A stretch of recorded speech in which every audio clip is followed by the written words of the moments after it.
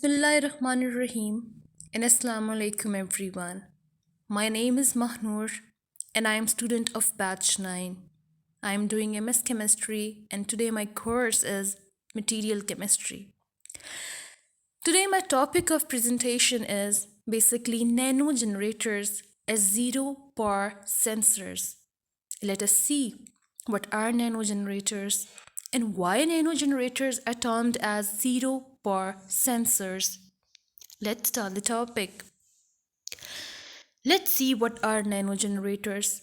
So, nanogenerators are micro-nano engineered devices that convert ambient energy, for example, mechanical, thermal, vibrational, etc., directly into electrical energy through intrinsic physical transduction mechanisms, for example, piezoelectricity, triboelectricity, electrostatic induction, and pyroelectricity.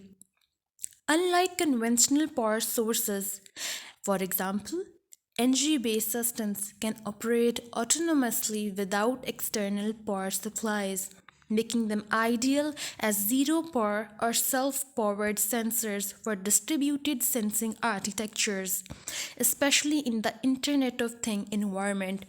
So, overall, basically, they are telling you that nanogenerators are tiny engines that convert ambient energy directly into electrical energy. Let's see why nanogenerators are termed as zero power sensors. The term zero power sensor refers to sensors that require no external electrical input to operate.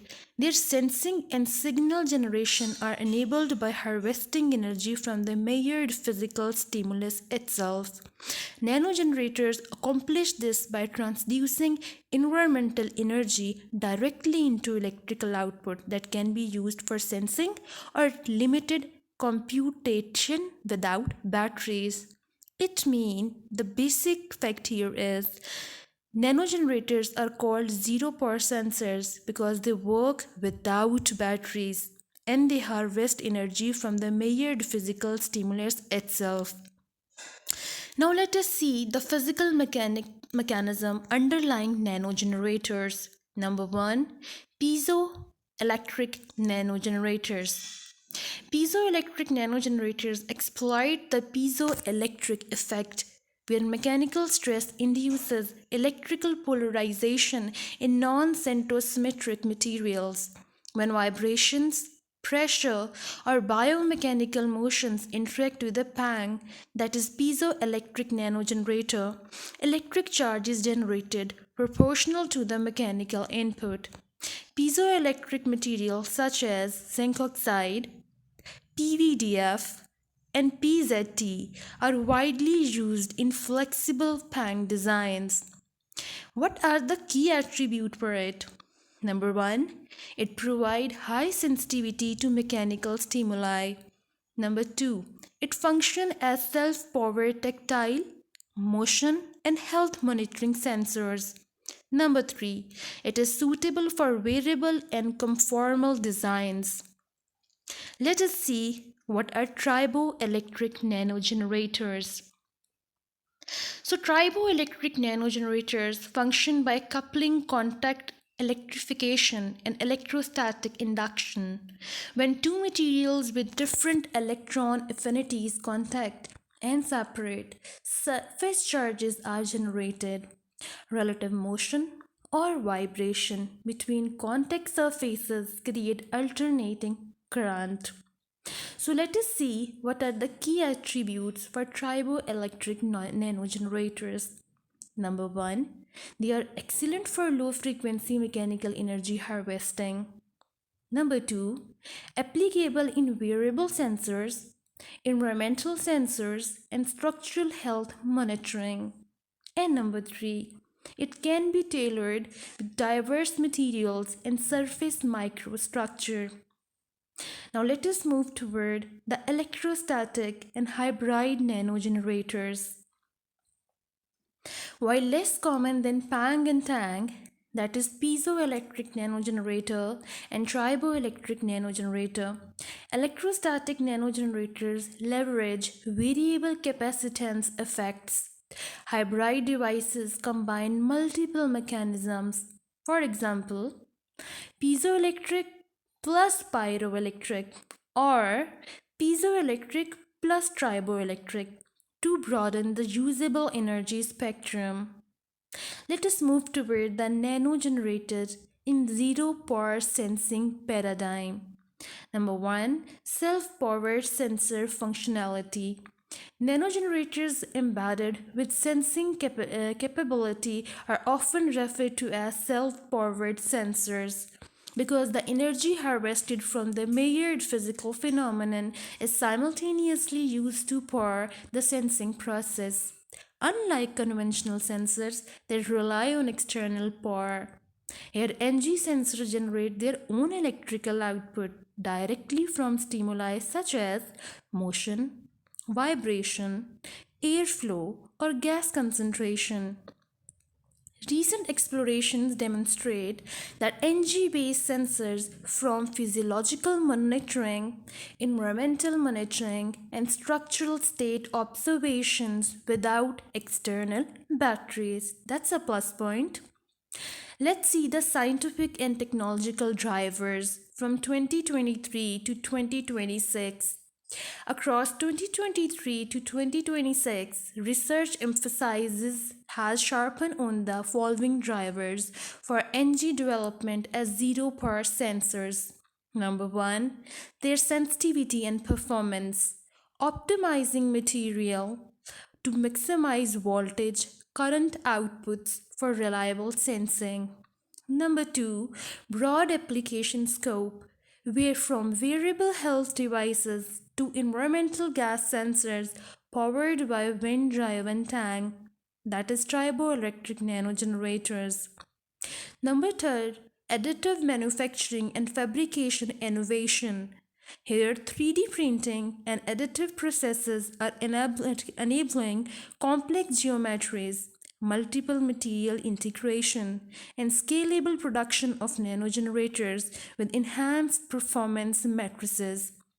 Number 4, integration with data system. Here, NG sensors serve as edge nodes in LOT, big data, and AI applications, collecting distributed data streams without maintenance or battery change. So this was all about the introduction of nanogenerator as zero power sensors. Let's move toward the history of nanogenerators as zero power sensors. Okay, number one, early foundations from 2005 to 2010. Emergence of nanogenerator as self-powered sensing concepts from 2005 to 2006. What was the conceptual inception? Let's see. Number one, the conception of nanogenerators was first articulated by Zhongling Wang's research group in 2005 to 2006 when they introduced piezoelectric nanogenerators using aligned zinc oxide nanowire arrays to harvest ambient mechanical energy at small scales. This concept laid the theoretical and practical foundations for autonomous nanoscopic power generation. Number two, in 2006, Wang formally proposed the broader self-powered sensor or system paradigm where energy harvesters and sensors are fused, enabling devices to operate without separate power sources such as batteries. Now let's see the era of 2010. Here the first demonstration of self-powered nano sensors was discovered. Number one, around 2010, pioneering experiments demonstrated piezoelectric nanogenerators powering nanoscale sensors. For example, zinc oxide nanowire pangs produce electrical output sufficient to detect pH changings or ultraviolet light without external batteries, effectively early zero power nanosensors. So, number two, transition to multifunctional energy harvesters and growing sensing roles from 2011 to 2017. Let's see first from 2011 to 2012. Birth of triboelectric nanogenerators. Number 1. In 2012, Wang's group produced the triboelectric nanogenerator, exploiting content electrification and electrostatic induction as a versatile energy harvester, well suited for low frequency motions typically in human movement and environment. Number 2, tanks quickly become prominent as not only energy harvesters but also active sensors, since their electrical output encode the mechanical event itself, obviating external power. So the mid 2010s, here we have hybrid and expanded energy modalities. Number 1. Research broadened to include hybrid nanogenerators, combining piezoelectric, triboelectric, pyroelectric, and thermoelectric mechanisms, aiming to maximize harvested energy and diversifying sensing functions. Number 2. Demonstration extended beyond simple output to embedded self powered sensors in variable, structural, monitors, and environmental detector prototypes. Let's move toward the rapid evolution and application driven expansion, that is from 2018 to 2022. Number 1, throughout this period, nanogenerators evolved from a primarily energy harvesting focus toward integrated sensing systems, where output signals were directly used for sensing environment, mechanical, or physiological stimuli. Pang and Tang research underscored this dual role. Number 2, the term self powered sensor gained broader academic acceptance as devices increasingly generated usable electrical signals directly correlated with measured phenomena without external energy. Precisely the zero power sensing paradigm.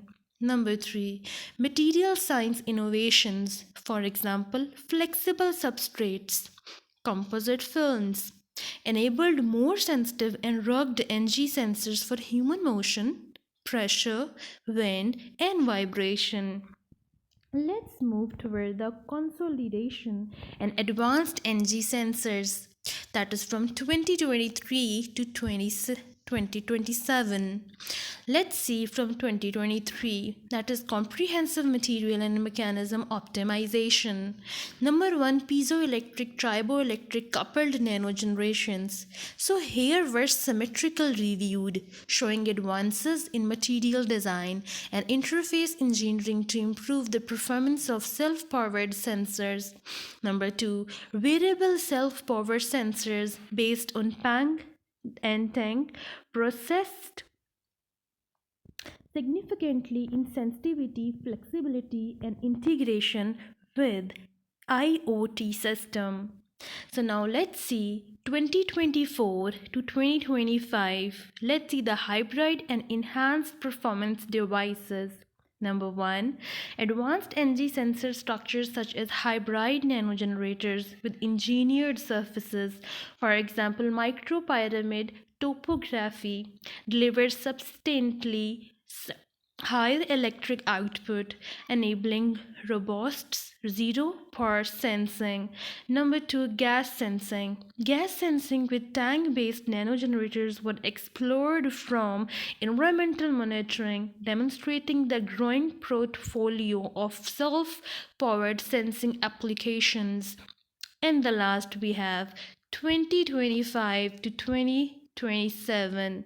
Here we have maturation and broad integration. Number 1, recent review efforts describe how energy-based self-powered sensors are being standardized and integrated into IoT, wearable, and structural monitoring ecosystems, highlighting benchmarks such as power output, mechanical robustness, and scalability. Number 2, the market and the research investment in energy-enabled sensor systems continues to grow sharply, with projections extending beyond 2030. Here we have the summary of Historical milestones. We have the years from 2005 to 2027. Then we have the milestones and the significance. Okay, this is the summary of whatever we had just studied in the last few headings. Let's see the core definition. Number one, nanogenerator, a nanostructure device that converts environmental, mechanical, or thermal energy into electrical energy at micro or nanoscale. Number two, zero power self powered sensor, a sensor that operates without external electrical power, generating its own electrical signal tied directly to the sensed stimuli via ambient energy harvesting. Here, now we have the synthesis of nanogenerator for zero power sensor. Let's see the synthesis of nanogenerators for zero power sensors from 2023 to 2027. Nanogenerators designed as zero power, self powered sensors harness ambient energy that can be mechanical, thermal, vibrational, and convert it into electrical signals without external power supplies. Their fabrication involved multidisciplinary material science and micro nano fabrication strategies. The synthesis directly influences output performance. It can be voltage or current, sensitivity, durability, and integration with sensing and IoT system. This section covers synthesis method for the principal NG classes: piezoelectric nanogenerator, triboelectric nanogenerator, hybrid piezoelectric, triboelectric systems, and emerging soft gel-based systems with process details, material engineering, structural design, and performance consideration. So here, number one, we have piezoelectric nanogenerators. Let's see the synthesis of piezoelectric nanogenerator. Piezoelectric nanogenerators leverage the piezoelectric effect, conversion of mechanical stress into electrical charge in non-centrosymmetrical material. Then we have PECVD and plasma deposition. So, plasma enhanced chemical vapor deposition is basically PECVD of zinc oxide. Number one, let's see the concept behind it. PECVD, which is plasma enhanced chemical vapor deposition, enables deposition of C axis oriented zinc oxide nanostructured films on flexible, low cost substrate like paper at room temperature. Number two, let's see the process. Microwave electron cyclotron resonance plasma is used to deposit polycrystalline zinc oxide nanocolumns with controlled porosity and texture. Embedded zinc oxide with polymer matrices such as PMMA with patterned IU electrodes form the active piezoelectric layer. Number 3, performance. Devices fabrication via plasma, zinc oxide, and paper demonstrated flexible self-powered sensors responsive to airflow and handwriting with pore densities up to 8 Nw centimeter square. Let's see the significance. Plasma deposition enables scalable, environmentally compatible synthesis on inexpensive substrates suitable for ubiquitous sensors. Let's see the electrospinning and nanocomposite integration. So we have electrospin PVDF based PANGs, that is piezoelectric nanogenerator. What is the principle? Electrospinning of poly, that is PVDF, and its composites produces membrane with high beta phase content essential for enhanced piezoelectricity. Let's see the synthesis. A polymer solution containing zinc oxide nanorods coated with carbon is electrospun into nanofibers. In situ electrical pooling and mechanical stretching during electrospinning align dipoles, enriching the electroactive beta phase and improving output. Let's see the outcomes. Electrospun zinc oxide PVDF membranes achieve 384.8 micro W cm power density, and 19.9 V open circuit voltage, suitable for wearable sensors with improved breathability and water resistance. Let's see the advantage. Nanofibrous structure enhances surface area, mechanical compliance, and energy conversion efficiently in self-powered application. Here we have nanowire assisted hybrid piezo and pyroelectric systems. Let's see their methodology, their mechanism, performance, and significance. Let's move toward the method. Vertically aligned silicon oxide dioxide nanowires were synthesized via plasma method and infiltrated with a PVDF thin film, followed by electrical pooling to promote favorable electroactive phases. Let's see the mechanism. Nanowire confinement enhances piezoelectric and pyroelectric performance simultaneously by aligning PVDF dipoles and improving structural connectivity between phases. Let's see the performance. Hybrid devices exhibited into 9 piezoelectric power improvement and 4 into pyroelectric coefficient increase compared to bare PVDF films, demonstrating multi-source energy harvesting suitable for zero power sensing under mechanical and thermal stimuli. Let's see the significance. Hybrid synthesis strategies broaden sensory utility beyond mechanical inputs. Let's move toward the triboelectric nanogenerators called TANG.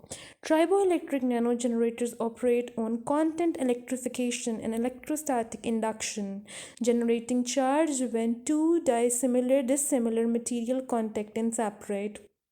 Let's see the surface engineering and polymer synthesis. Polymer tank design and fabrication. Let's see the case study. Polymer triboelectric generators, such as those developed for self-powered insoles, involve selecting polymer with high triboelectric constant and carefully integrating electrodes and spacers to optimize contact dynamic and mechanical durability. Let's see the methods.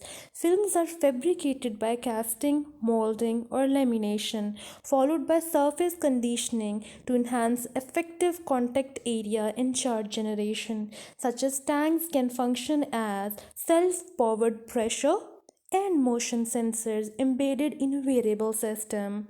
Let's see the importance. Tailored polymer synthesis and device assembly are critical to achieving robust output while maintaining flexibility. Let's move to the surface patterning and the microstructuring. Let's see the surface engineering. Then comes outcome. After that, we have synthesis and it ends at relevance. Let's see surface engineering. Techniques such as photolithography and micromodeling create micro and nanoscale topographies on triboelectric layer. Let's see the outcome. Micropyramid structures substantially enhance voltage and current outputs due to increased content area and localized electric field intensification. Let's see the synthesis. Composite film with barium, titanium.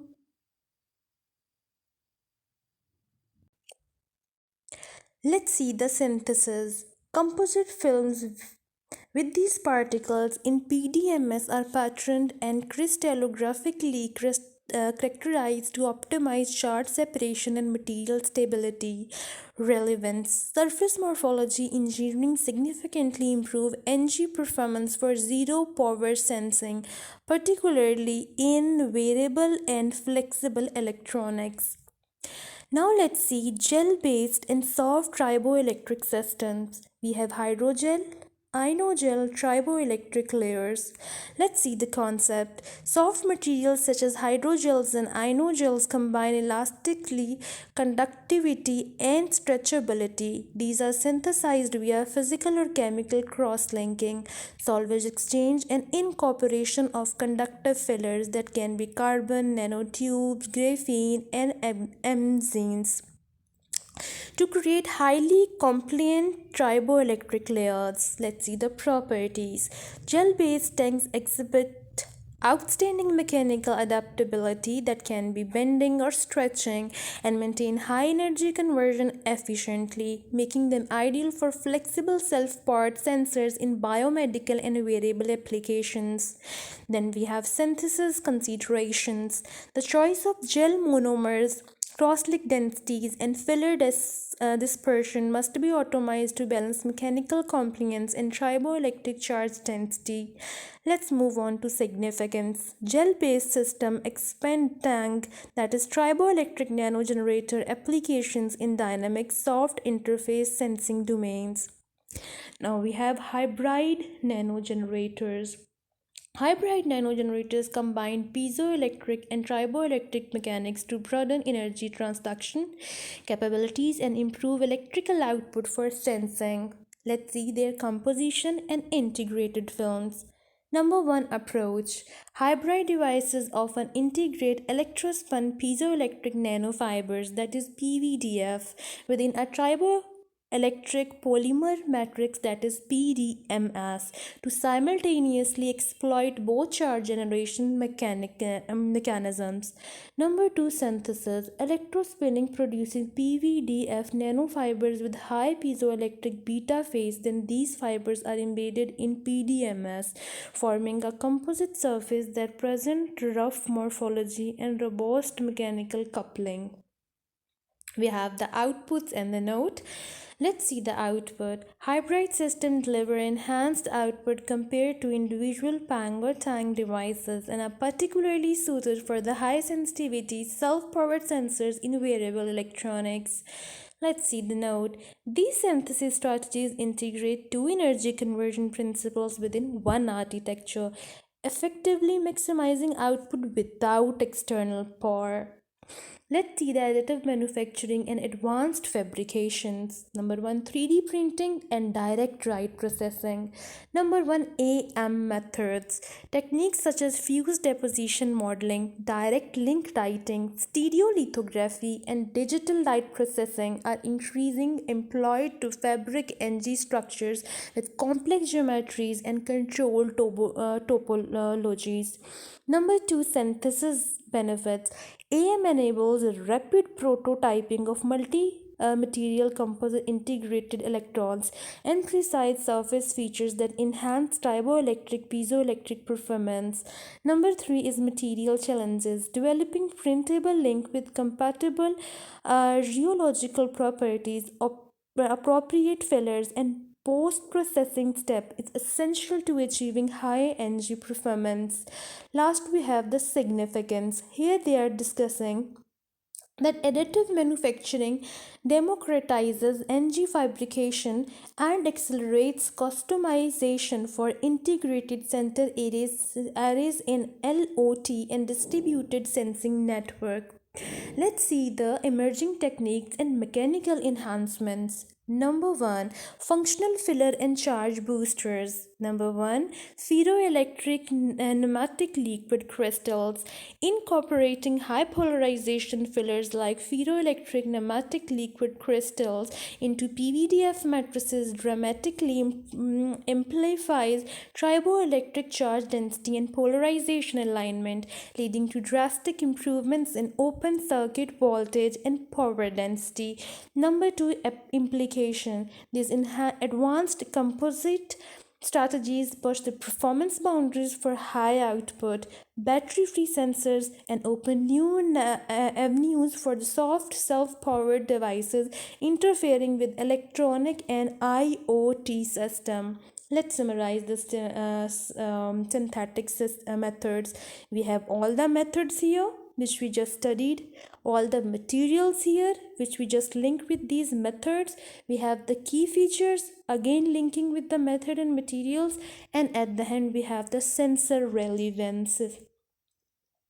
Now let's move toward the design and fabrication. So design and fabrication of the MEMS Tang are generally composed of three layers: two inductive conductive layers and a triboelectric layer on one of them, separated by a gap. When conductive and triboelectric layer are in contact, the different affinity for gaining or losing electron causes each side to gain an electric charge but with an opposite polarity, which results in the voltage distance, and it is clearly visible to you in this diagram.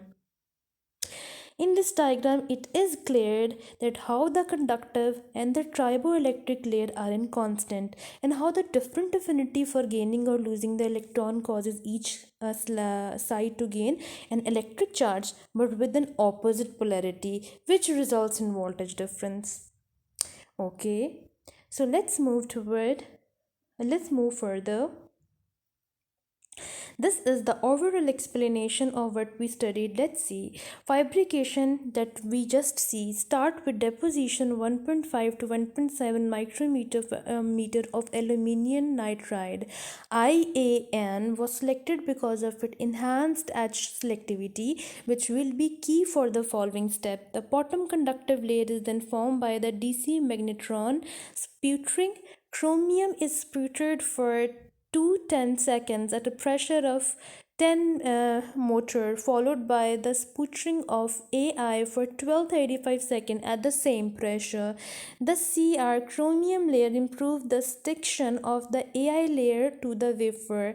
The sputtering result in almost 20 nm of chromium and 200 nm of aluminium. Then the chromium aluminium layer is patterned using mass carbon and inductive conductive plasma. The etching was done under BC I3, Cl2, AR, and CH4 gases for the 5 minutes with SPR 220 to 3.0 positive photoresists. Removal of the photoresist is done with a 2 5-minute etching recipe. AI was chosen for both electrode because it is easy to deposit ache and the resulting film stress is controllable. Then a polyimide precursor is spun at 5000 rpm onto the chromium aluminium for 30 seconds. The wafer was then baked on a hot plate for 30 seconds at 120 degree, followed by the 30-second bake 150 degree. The wafer is then baked in a PI oven for 30 minutes under 200 degree, followed by a 1 hour bake under 300 degree, and the baking process results in 4.7 micrometer thick PI. For the PI pattern, we use the photolithography done with the mask L2 with a reactive ion etching machine. This step was run with an aggressive recipe of CF42 that had 1:4 of the gases in the RIE machine. The pressure was set to 90 motor. The power was set to 200 watts. The etching time was approximately 15 minutes, but it was run for 9 minutes, followed by steps of 3 minutes to ensure the photoresist layer was not removed. Because of low selectivity of this recipe to the photoresist, SPR 227.0 photoresist was chosen instead of SPR 223 to conduct a photolithography on the PR.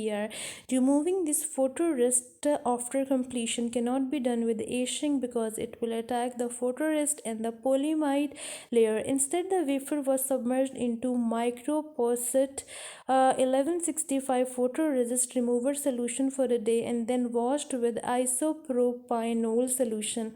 After patterning the PI, a 2 micrometer plasma enhanced chemical vapor deposition film of silicon dioxide is deposited using a high rate recipe. The layer was patterned and aged using the photolithography mask L3 and RI machine. We use SPR 220 to 3.0 photoresist in the recipe of 45 SCCM CHF3 and 15 SCCM AR at 15 motor and a power of 200 volt for approximately 50 minutes. This recipe is very selected by moderately slow as it ages. Approximately 33 nm per minute for the spin. Photolithography mask L4 was used with a CH4302 recipe in RIE. The spins were 1 micrometer thick. The etching was done for 20 minutes, resulting in approximately 0.8 micrometer pins. These pins are included in the design to increase the surface area and therefore increasing the friction between the layers. So let's talk about the upper the on the top of the sacrificial. Let's talk about the sacrificial layer.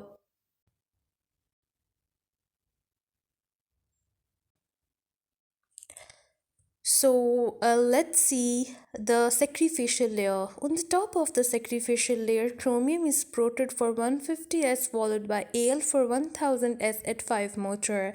The pressure was chosen to control film stress. At 5 motor, film stress is relatively low and the deposition rate is relatively high. The resulting chromium aluminum film was around 100 nm thick and has 2060 MPa compressive stress. The layer was patterned using a photolithography mask L5 with an ICP machine, using the same recipe that was used for the bottom electrode to create the top electrode, but without the release holes. The last film deposited on the top electrode is the ASI proof mask. Its recipe was manipulated to keep the resulting stress tensile and below 180 MPa to avoid breaking after release. The best condition for that purpose was found to be using C200 and 2 torque pressure and a low frequency power parameter set to 20 watts. The resulting stress was approximately 100 MPa tensile.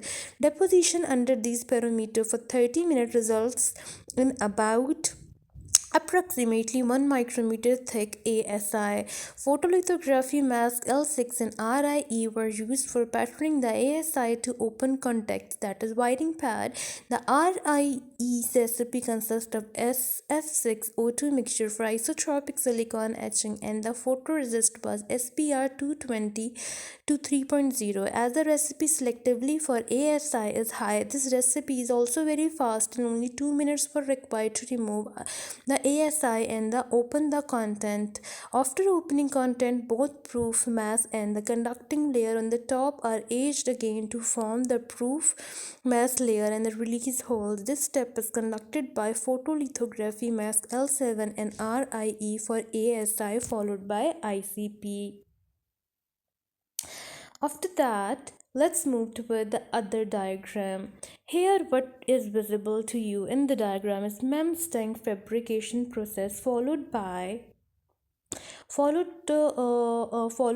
number 1 sprouting chromium Al, number 2 patterning chromium aluminium bottom electrode. After that, the spin coating polyimide.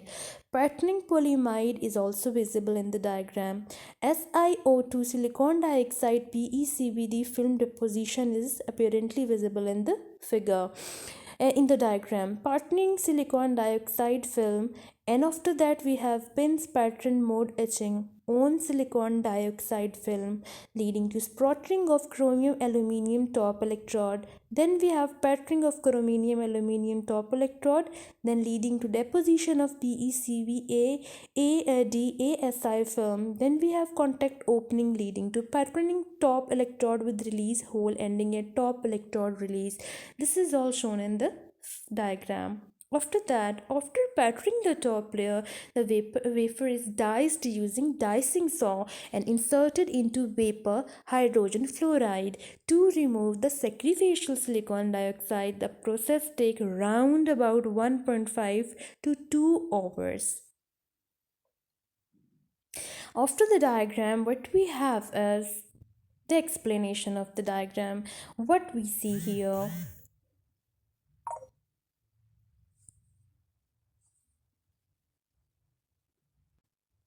After that, let's see the explanation of the above mentioned diagram. A released memsting is shown in figure 2. The memsting fabrication process implemented in this paper is simpler than the process developed by Hamid et al. Where the UV-LIGA technique was used. In this work, the top electrode was fabricated with the combination of sputed chromium aluminium film and a PECVD film of Si, whereas in the work of Ahmed at top electrode was formed by sputtering aluminum and electroplating of gold and nickel, here in this diagram. Okay, moving further, the advantage of this process over the PECVD is the top electrode, which is composed of conductive materials, where while inner work, the top electrode is made of conductive AI layer and non-conductive ASI. Beside the effect it might have on the resulting PEM electrical performance, it also made it necessary to add a mask for contact opening to our design.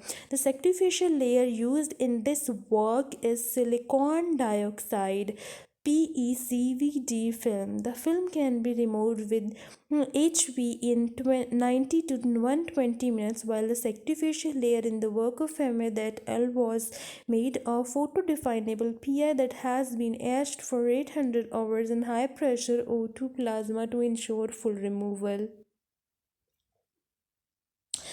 Let's see this another diagram helping to explain the topic more. Here the figure shows the fabricated device. The figure shows a top view, a close-up view of the top electrode and SEM image for the fabricated device pins and the release hole. The fabrication described in figure 1 requires 7 photo masks. So the design is shown in figure 2 with a 3D the schematic of the generator. The design has a square top electrode with 1.5 millimeter side spring. After that, this is about the figure 3. Here it's visible. Here the fabricated PAM tank, where number 1 you can see is the top view from the microscope. Number 2 is the close-up look at the top view. That circles are holes needed for release top and square are the pins in the top layer. Then we have SEM imaging of the release hole, pins respectively. ASI layer is highlighted in red and AI electrode in highlighted with yellow in false colored SEM imaging. After that, let's see the modeling and simulation. Modeling the mechanical motion and the electrics of the memstangs are investigated in this section. Consider a microplate connected to force spring as depicted. The surface area of the plate is denoted by S. The gap between the plate and the substrate is denoted by D. The fundamental frequency of the out of plane motion is this, and the total mass of the plate is m. The damping force is modeled as the linear damper, which was obtained using the logarithm decrement method and experimental results. The squeeze fill damping is not considered in this model because, as described in section 2, the memstang movable electrode contains areas of holes in figure 3 and noticeably prevent air trapping between the movable electrode and polyimide. The experiment shows that the linear damping approximation gives proper estimation. The charge generation between the triboelectric layer is modeled according to this. The parameters of equation 158, which we just studied, are available in table 1. The generated charge is a function of the penetration of the layers, that is S is equal to L2 is the MEMS tank top electrode surface area. The penetration of the triboelectric layer is calculated in equation 2 that was always above, that is also above, as the difference between the plate displacement and the initial gap is this. A large spring and damping force model that impact force as impact is this, and then further equation 3 is activated while the layers are in contact. The values of C is approximately this, Ci is this, and Ki is this. They are selected according to the experimental time history of the MEMS tank. The second force applied to the movable electrode is the electrostatic force between the electrode is modeled. The capacitance is calculated as this. The electrical potential stored between the electrode is equal to U is equal to this. So this is the electrical potential stored between the electrode. Now, considering the capacitance in equation 4 and fact that V is equal to this, the electrostatic force can be calculated as this. The frequency response of the generator shows that the fundamental frequency of the reverse motion is approximately 0.8 Kelvin Hertz. Considering the mass of the movable electrode, which is this, indicates that the stiffness of the material spring together is this. The dynamic of the generator are modeled with a linear spring mass damper system with external forces that is prone to impact an electrostatic force as in equation 7 which we just studied. So here we have the final equation that will be used to stimulate the out of the MEMS tank generator that closes a MEMS switch when a shock is strong enough. So this was all about the diagrams I shared with you. It obviously help you to better know about the concepts of the topic. Let's see the conclusion, that is the most important thing. The analysis presented in this report confirms that the nanogenerators are transformative technology for the realization of autonomous zero power sensing system by eliminating the dependence on external batteries. It's a very big point, it's a plus point.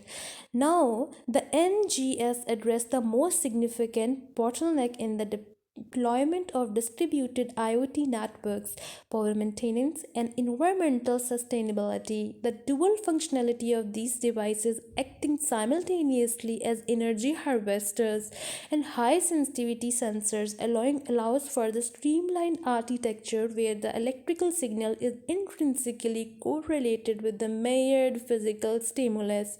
The historical progress of the field reveals a rapid maturation from fundamental physics to complex integrated MEMS and a hybrid system. The synthesis techniques discussed, such as the PECVD of zinc oxide on flexible substrate and the electrospinning of active PVDF, highlight the critical point of material chemistry in achieving the high piezoelectric and triboelectric performance that are required for the practical applications. Furthermore, the detailed modeling of the electromechanical interactions provide necessary theoretical tools for optimizing device geometry and material for specific operational environment. As we look toward the 2026 to 2030 period, the integration of nanogenerators into wearable health monitors, environmental gas detectors, and structural health sensors will likely accelerate. The ongoing optimization of the surface topographies and the introduction of the functional fillers will continue to rush the boundaries of energy conversion efficiently. Ultimately, the development of nanogenerator and zero power sensors make a shift toward a more resilient and the autonomous digital infrastructure where the environment itself provides the energy required to monitor its own state. Let's see some key words. Number 1, obviously nanogenerators.